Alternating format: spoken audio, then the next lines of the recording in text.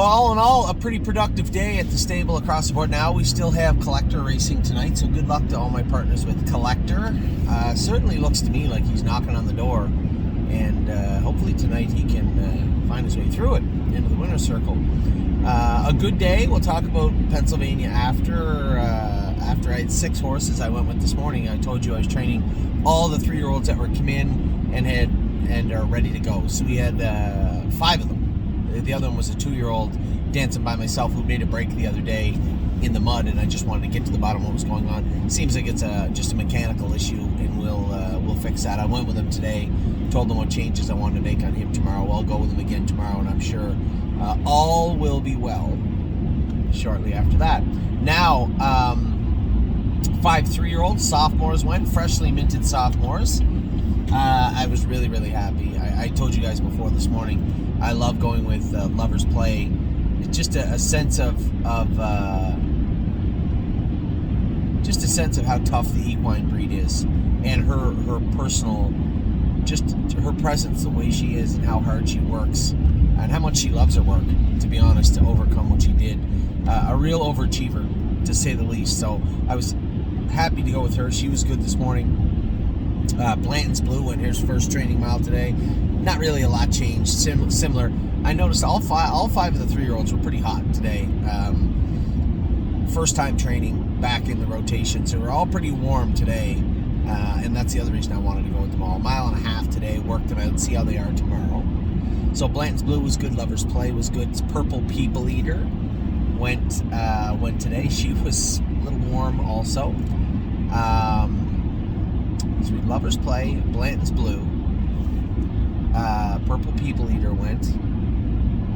No Chance in Hill looked very good today. Now this is important because he's right on the precipice of qualifying. In fact, we might just put him into qualifying next week. He was on that left line hard. Yes, we could put equipment on him, but why was he on the line hard? Right? What gives? And seemed fine. Seemed fine today. Well within. I was very happy with what I saw from him. I didn't see him on line too much with the equipment we had on him. He looked sound. He wasn't on one shaft or another. He didn't look uncomfortable in any way, shape, or form doing his work today. So I was pleased. I was really pleased with No Chance in Hill. Really happy with what I saw from him. I'm trying to think who the 5th horse was. Blanton's Blue, Chance, Lover's Play. So that means it must have been at the back end. Oh, my girl. Pull the Shoes was very good also. I was lucky. Claire Umholtz was turning to train right at the same time I was getting to, and he said, I'm going at 25 or 30, and I said, I'll come with you.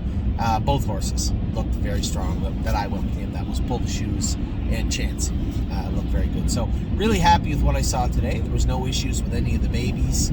I was actually a little happy to see. It looks like there's a pus pocket blowing out of Grand Old Chap's foot. This could be a real watershed moment for him. It may have been bothering him for a while. And the reason it's important is this. You really wouldn't think, not often, you see any horses blow pus pockets or quarter cracks as babies. Not until they start training. You get a hard track, maybe brittle feet. You start to see them a little bit later on. Not very often you see them right now when they're just starting their work. And for me to see that in him makes me believe that maybe he's a horse that is a sore-footed animal to begin with. So I think, we talked about how he hasn't trotted yet. Trotted for about 5 strides. His first 5 strides on the trot the other day. Amy went with him and he swung to the trot right in front of Jason and I, and which is good. So why wasn't it 6 strides? Why isn't he trotting the whole time? There's got to be mechanics behind it, and first and foremost, especially for trotters, when we find issues or see issues or are looking for issues, first stop is their feet. So maybe Chap just is a horse that just has brittle feet that bother him. Look a little brittle. So it may be a very good sign in the sense that something's coming out, and it may help him trot further on. But more importantly to that, there may be underlying issues, like nothing serious, I don't believe from what I can see, but he may be a very thin, brittle walls, so when you put those nails in, they hurt quite a bit. We've seen that before with some horses. So a good indicator of what actually might be the key to the key that is bothering Chap. Now we've had flip-flops on it, but again, we're nailing through those brittle walls.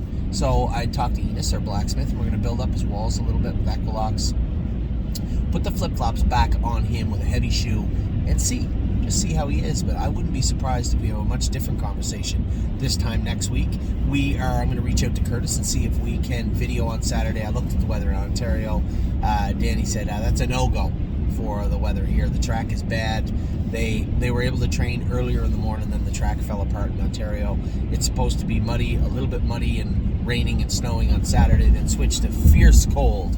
So I believe what we can do is train them a little bit, very slow on Tuesday in the cold, and then it's still going to be cold, -9 before the wind chill. So this is all in Celsius, I apologize. -9 before the wind chill in Ontario. This is the forecast for 9 days from now. But if all goes according to the Weather Network, we'll be able to get out and get droned on Saturday, which is what, the 19th or something? No. Is it? Yeah, it is. It is. So that's the plan. Maybe the 20th. That's the plan for... Oh! I just remembered something.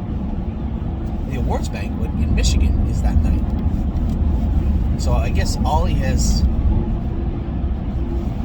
baseball practice Friday in Ontario.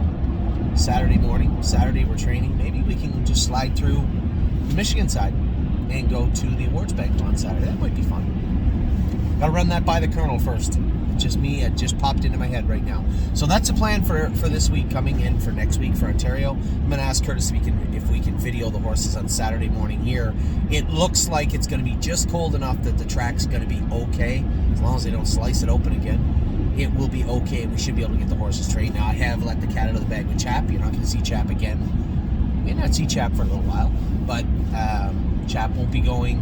I don't believe, as I say out loud right now, speaking, I don't believe there's any horses that are sick. A couple of horses had temperatures at the start of the week. They seem fine now. They should be okay to go on Saturday. So maybe that's something I can work on with Curtis tonight and Amy tonight. We'll see if we can get that taken care of. We'll loop in Jason and Jason afterward as a surprise.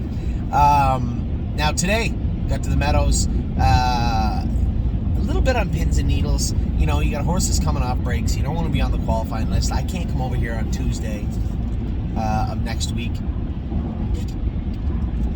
So, I guess I could, but I really don't want to, right? I don't want to be coming over here on Tuesday. We get the outside with Carter Michael Dio and the 5-hole with Resolute Bay. His twin. Resolute Bay. So I warmed them both up myself. We made some changes.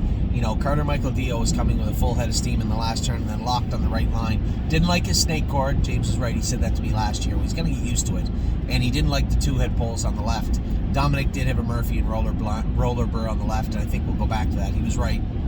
But I can tell you one thing. He lays on that line and is rude to me again in the race. And he's going to lose his only ally. The only reason he's still a stud is because of the person talking on this video. So he's going to lose his last vote.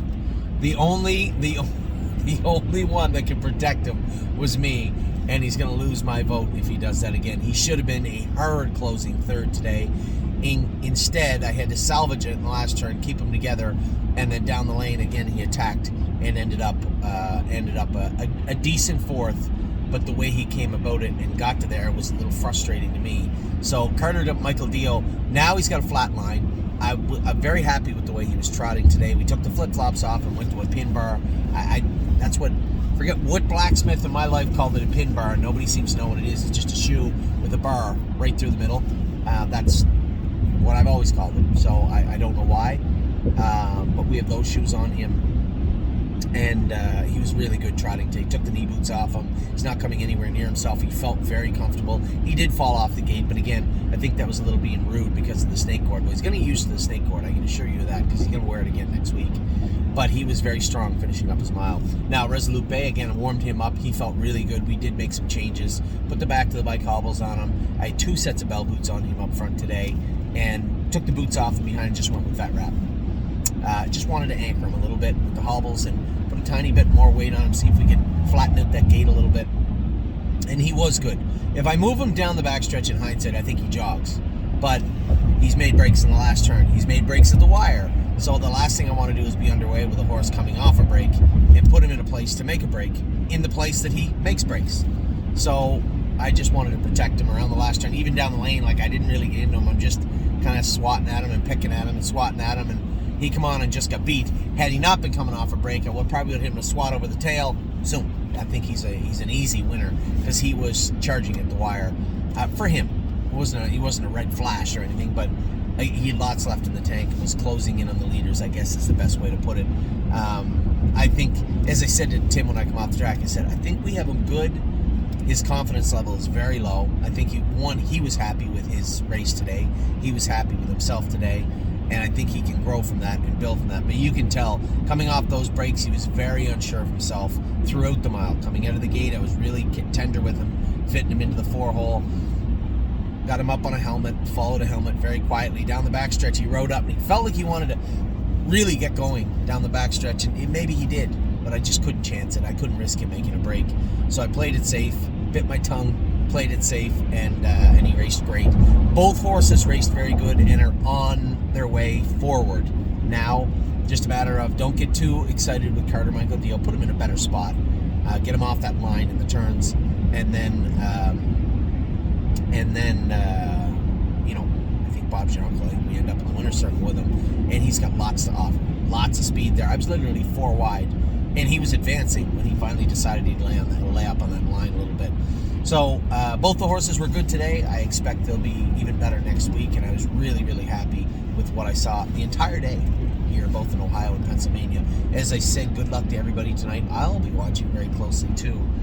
Can't wait to watch Collector race tonight at Mohawk. So with that, I'll let you go. I hope you had a good day. We did